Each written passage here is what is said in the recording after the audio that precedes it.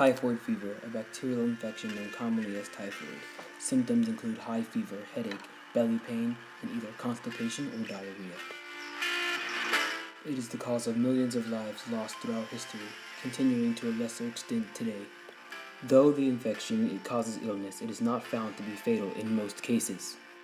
Typhoid fever is brought on by the bacterium Salmonella typhi. Some historians speculate that the fever was the cause of death for 1/3 of the Athens population in 1430 BC, and that between the years of 1607 and 1624, more than 6,000 settlers died within the English colony of Jamestown, Virginia.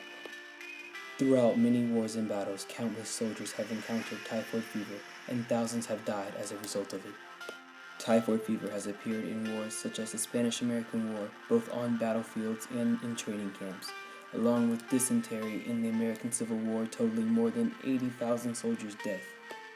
Well, you can get it from a variety of places, but mostly underdeveloped countries or places where sanitary conditions may not be the best.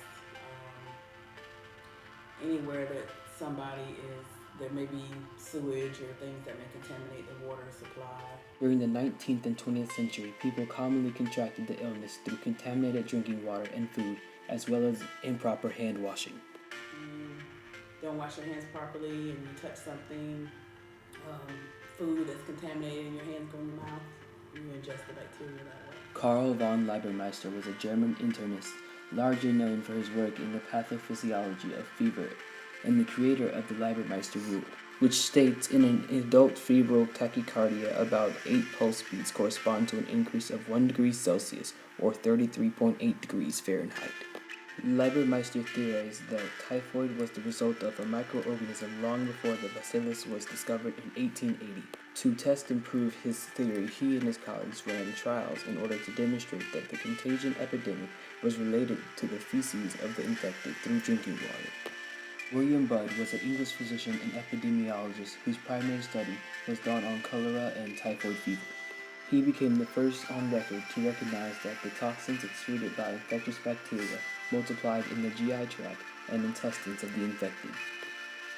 In 1873, Budd supported Lebermeister's claim with his own studies that demonstrated the transfer of typhoid through a specific toxin located in the excrements of the infected. Based on Budd's findings, he came to believe that each case is connected to another. Now that scientists and doctors knew how the bacteria was transmitted, the problem of isolating the bacillus and discovering the nature of the microorganism became the next issue.